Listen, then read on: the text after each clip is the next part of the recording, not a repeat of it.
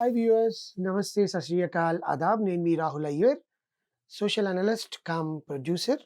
So ఇప్పుడేనండి నేను ఒక అద్భుతమైన సినిమా చూసొచ్చాను. నేను ఇప్పుడు ఇక్కడ ఒక పాలిటీషియన్‌గా మాట్లాడట్లేదు, ఒక ప్రొడ్యూసర్‌గా మాట్లాడట్లేదు, ఒక అనలిస్ట్‌గా మాట్లాడట్లేదు.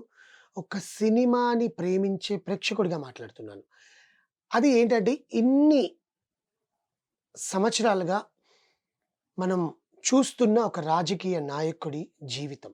ఎలా తను రాజకీయ ప్రస్థానంలో ఒక ముఖ్యమంత్రిగా సెటిల్ అయ్యాడు అనే దాని గురించి 'మహి వి రాఘవ్' తీసిన సినిమా 'యాత్ర 2'. 'యాత్ర' అనేది ఫస్ట్ పార్ట్‌గా మన వైఎస్ రాజశేఖర రెడ్డి గారి గురించి తీసిన సేమ్ 'మహి వి రాఘవ్' 'యాత్ర 2'లో ఏ విధంగా సక్సెస్ అయ్యాడు? అసలు సక్సెస్ అయ్యాడా? లేదా? అసలేంటి? అనేది మనం చూద్దాం. నేను యాక్చువల్‌గా ఎప్పుడైనా రివ్యూస్ ఇచ్చేటప్పుడు ఆహ్, సినిమా చూసి సినిమాలో ప్లస్‌లు, మైనస్‌లు ఎవరు ఎలా చేశారు? ఎవరు యాక్ట్ చేశారు? ఎవరు డైరెక్షన్ బావుందా? లేకపోతే ఫోటోగ్రఫీ బావుందా? ఇవన్నీ బావుందా? అని చూసి చెప్తాను. కానీ ఈరోజు నేను సినిమాలు చూసేటప్పుడు పాయింట్స్ కూడా నోచుకొనొచ్చుకున్నాను.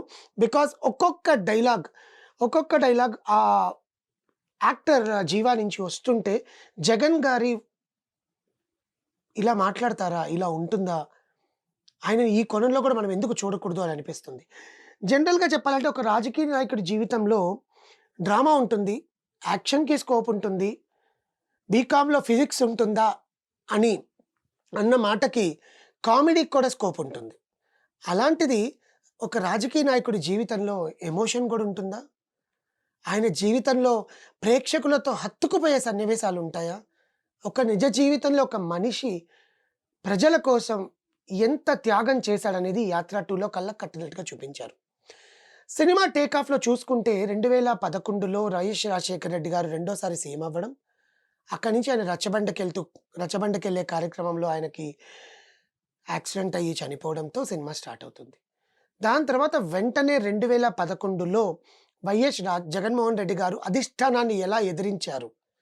ఎలా ఎదిరించి అధిష్టానం ఒప్పుకోకపోయినా ప్రజల కోసం పాదయాత్ర చేసి, ప్రజలని ఒక్కొక్క ఇంటికెళ్ళి, ఒక్కొక్క గడపకెళ్ళి ప్రజలతో ఎలా తన హక్కులు చేర్చుకున్నాడు, తన కష్టాలను ఎలా తీర్చుకున్నాడనేది చూపించారు.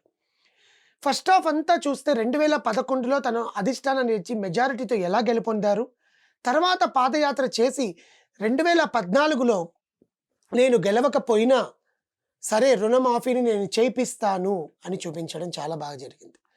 ఇంకా చూపించాలంటే ఫస్ట్ హాఫ్‌లో ప్రజల దగ్గరికెళ్ళి అధిష్టానాన్ని ఎదిరించిన తర్వాత ప్రజలని తను ఎలా దగ్గరికి తీసుకున్నాడు, ప్రజలు తనని ఎలా యాక్సెప్ట్ చేశారనే దాన్ని చూపించారు మన దర్శకుడు 'మహి వి రాఘవ్'.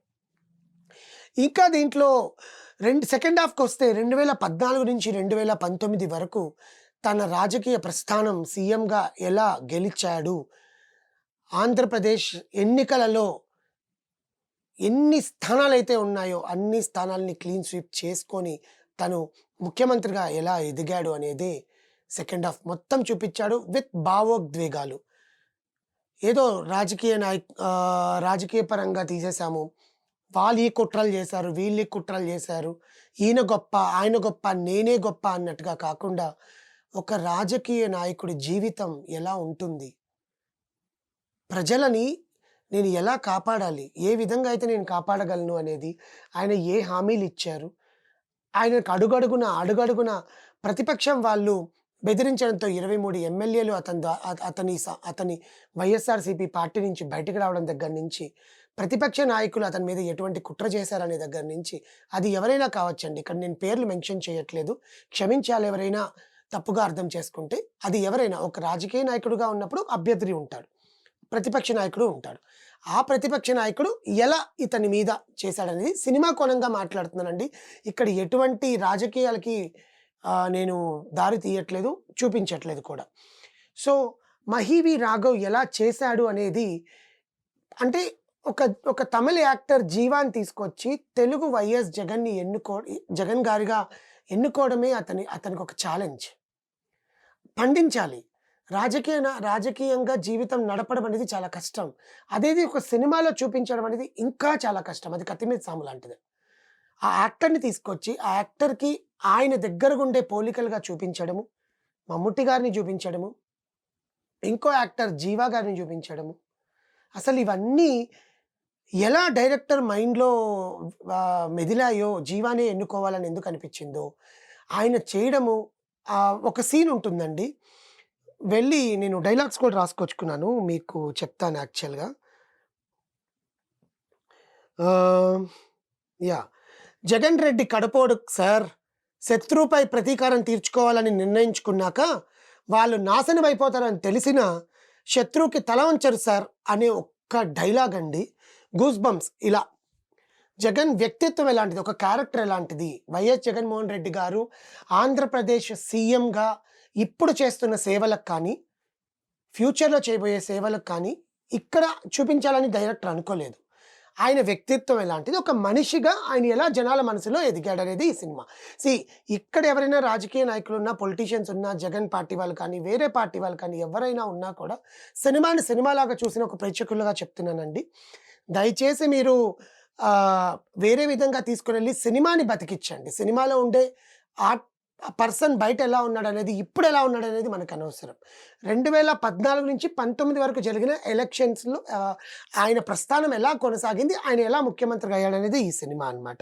దీంట్లో గెలుపు, ఓటములకి తావు లేదండి. ఇప్పుడేం జరగబోతుందనేది ప్రేక్షకుల చేతిలోనే ఉంటుంది, ప్రజల చేతిలోనే ఉంటుంది, రాజకీయ జీవితానికి సంబంధించింది. ఇంకొక డైలాగ్ కూడా ఉందండి.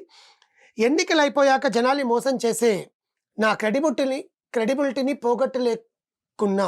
పోగొట్టుకోలేనన్నా ఆ క్రెడిబిలిటీ లేని రోజు నేను కానీ మా నాయన లేడు అనే ఒక డైలాగ్‌తో అసలు ఆ భావోద్వేగం, ఆ ఎమోషనల్ సీక్వెన్సెస్ సినిమాలో ఎంత బాగా చూపించారంటే, అసలు ఒక్కొక్క సీన్ నిజంగా రాసుకున్నారు. యాక్చువల్‌గా ఈ మధ్య ఒక ఇంటర్వ్యూలో కూడా చూసాను మహి గారు చెప్పడం. సినిమా ఓడిపోతుందా? మీరు గెలుస్తారా? గెలవరా? అనేది కంక్లూజన్‌లో నేను ఏ రకంగా చెప్పాలనేది కాదండి. మీరు ఏ విధంగా రాజకీయాల్లో నిలబడ్డారనేది నేను చూపిస్తున్నాను. వైఎస్ రాజశేఖర రెడ్డి గారి బిడ్డగా, వైఎస్ జగన్మోహన్ రెడ్డి గారుగా, ఇప్పుడు ప్రస్తుత ఆంధ్రప్రదేశ్ సీఎంగా మీరు ఎలా ఉన్నారనేది నేను చూపించబోతున్నానని చూపించారు. నేను ఉన్నానంటూ జగన్ చెప్పే మాటలు, ప్రజలకిచ్చే ఆయన భరోసాని, ఆయన పాదయాత్రలో చేసే ప్రతి ఒక్క డైలాగ్‌ని ఆయన తెలియజేస్తుంది. నాకు భయపడడం రాదయ్యా! నేనేంటో, నా రాజకీయం ఏంటో మీకింకా అర్థం కాకపోవచ్చు. కానీ ఒక్కటి గుర్తుపెట్టుకోండి.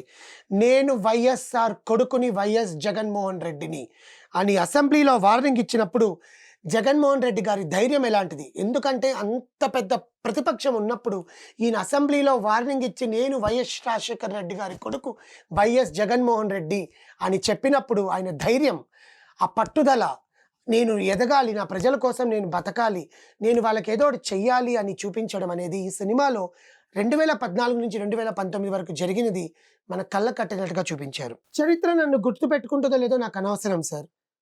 కానీ ఒకవేళ గుర్తుపెట్టుకుంటే తండ్రి కోసం ఇచ్చిన మాటని తప్పని కొడుకుగా మీరన్న ఆ చరిత్ర గుర్తుపెట్టుకుంటే చాలు అనే మాటలు జగన్ ఆశయం ఏంటో తెలియజేస్తుంది. సో, ఆ పట్టుదలతో, ఆయన భావోద్వేగంతో ఆ జీవా చెప్తుంటే నాకు నిజంగా కొన్ని సీన్స్‌లో 2014-2019 జగనన్న చెప్పిన మాటలే గుర్తొచ్చాయి. పిల్లని తీసుకెళ్ళి అడవిలో వదిలినా అది పులే.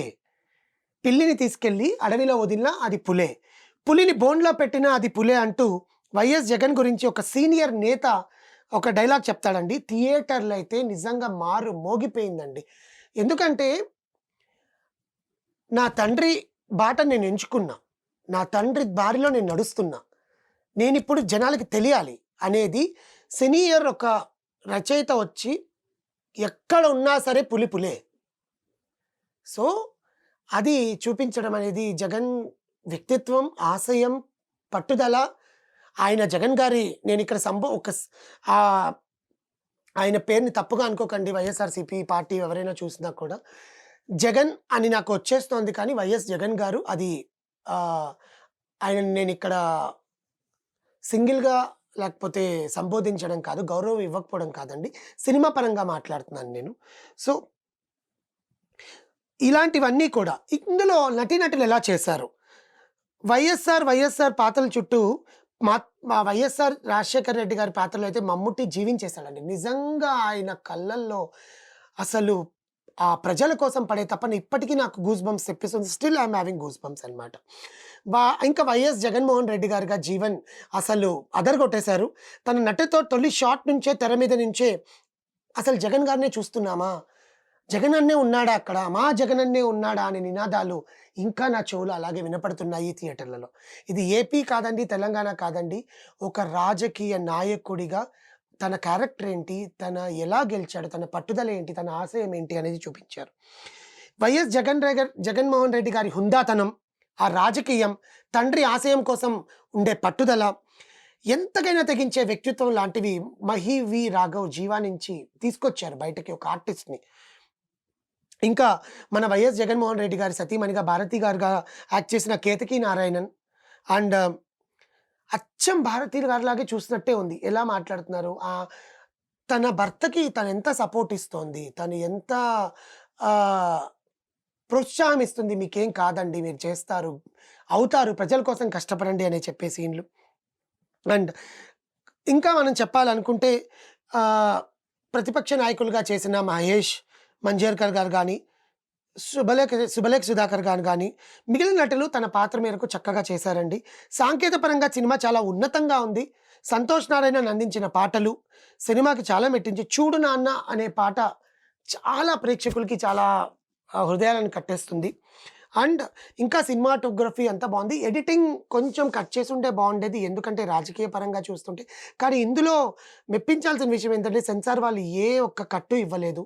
సినిమా చూసినట్టే ఉంటుంది. అసలు జగన్మోహన్ రెడ్డి గారిని జగనన్న అని చూసినట్టే ఉంటుంది. ప్రతి ఒక్కరు మా అన్నొచ్చాడు, మా రాజశేఖర రెడ్డి గారు నేనిప్పుడు మాట్లాడుతున్నా కూడా నాలో భావోద్వేగం బయటకొస్తుందండి. అంత బాగా తీశారు. జగనన్న అని పిలిసినప్పుడు మా అన్న, మా అన్న నాతో ఉన్నాడని ఆడపడుచులు చెప్పడం, తోబుట్టువులు మా అన్నగా అనుకోవడము, ఆ ప్రజలు చూడడం అనేది సినిమాలో ఎంత చూపించారనేది ప్రేక్షకులు మీరు సినిమా చూస్తే తెలుస్తుందండి. ఈ సినిమాలాగా చూడండి. ఏ ప్రతిపక్ష నాయకుడికి గానీ, ఏ రాజకీయానికి కానీ ఇందులో తావిచ్చినట్టుగు అంటే వాళ్ళని కించపరుస్తున్నట్టుగా 'మహి' గారు మాత్రం తీయలేదు. ఒక 2011 నుంచి 2019 వరకు వైఎస్ జగన్మోహన్ రెడ్డి గారి జీవితం ఎలా ఉండనేది సినిమాలాగానే చూపించారు. సినిమాని చూడండి, ఆదరించండి. డైరెక్టర్ గారికి మరొకసారి as a analyst, as a producer I go ahead by showing YS Jaganmohan Reddy గారు in this manner through the actor Jiiva గారు. థాంక్ యూ సో మచ్ అండి. మరో మంచి టాపిక్‌తో మళ్ళీ వస్తాను. మరో మంచి సినిమాని చూద్దాం.